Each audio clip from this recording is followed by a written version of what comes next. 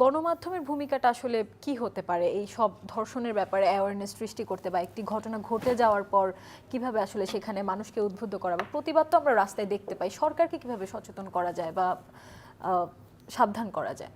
প্রথম কথা হচ্ছে আমরা সবাই যখন ঘটনাটা ঘটে যায় তখন আমরা সবাই খুবই তৎপর হই, আমরাও তৎপর। অনেক খবর ছাপা হচ্ছে, আমার এখানে হচ্ছে, অন্য জায়গায় হচ্ছে, কিন্তু 2 দিন পর হচ্ছে কি আরেকটা এরকম ঘটনা বা এই জাতীয় একটা বড় ঘটনা ঘটবে, নট যে এরকম বড় একটা পলিটিক্যাল ঘটনা ঘটবে, বড় একটা ইভেন্ট হবে, তখন আমরা আসলে আমাদের আমাদের ইয়েটা কনসেন্ট্রেশনটা শিফট হয়ে যায়। এবং মিডিয়ার ক্ষেত্রে তো সেটা হয়, সবার ক্ষেত্রে হয়। এবং মিডিয়ার ক্ষেত্রে যখন শিফট হয়, সোসাইটির শিফট হয়, অথবা সোসাইটি শিফট হয় বলে মিডিয়া শিফট করে।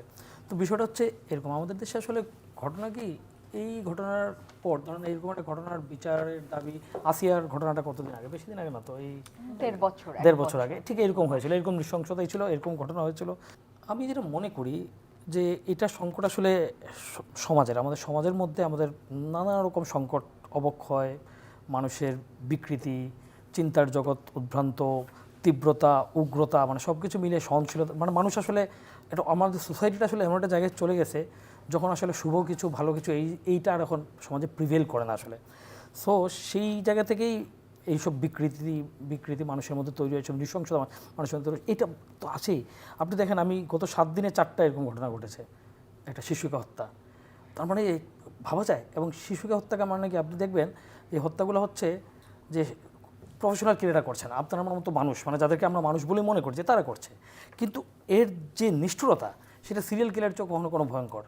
মানে এটা ঘটনা ঘটে গিয়ে এই লোকগুলো তো মানে ঘটনা ঘটায়, তারপর দেখা গেলো যে ওই বাঁচার জন্য, লাশ লুকানোর জন্য তার আরও বেশি নিষ্ঠুরতা দেখায়।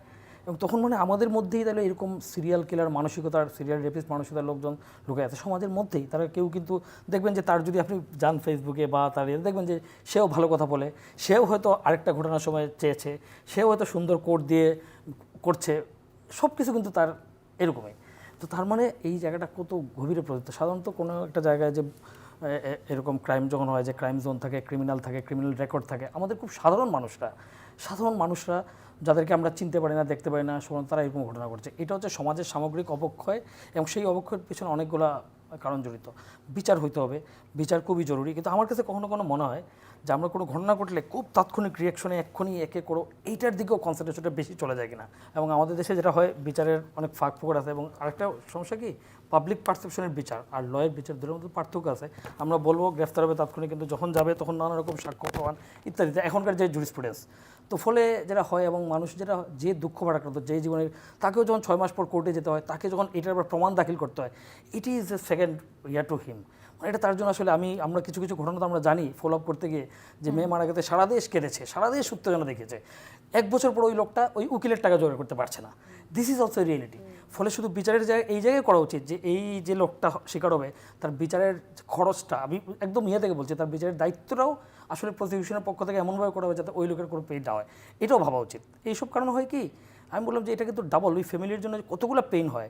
তারপর দেখবেন যে যারা অপরাধী থাকে, ধীরে ধীরে যখন এই পাবলিক হেট্রেডটা কমে যায়, তখন কিন্তু তারা তাদের নানা রকম ওয়েপন ইউজ করে, তাদের সামাজিক শক্তি ব্যবহার করে, রাজনৈতিক শক্তি ব্যবহার করে, আর্থিক শক্তি ব্যবহার করে কি তারা এই লোকের উপর দেখা গেলো নানা রকম ব্লেম দিয়ে, অন্য একটা অপরাধী দিয়ে, আমরা দেখেছি যে একটা কারণ অন্য একটা কারণে সামাজিকভাবে হেয় করে।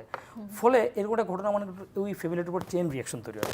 আমি এই কথাগুলো বলছি কেন, এগুলো হচ্ছে এই যে আমরা যে তাৎক্ষণিকভাবে যে প্রক্রিয়া আমরা যাই এবং করে, আমরা তো চাই না যে এইরকম, আমরা কি চাই, আমরা তো এই লোকের শাস্তি হোক, এটা আমরা চাই যে লামিসার মতো, আসিয়ার মতো এইসব মেয়েরা বা আমাদের শিশুরা এইসব শিকার না হোক।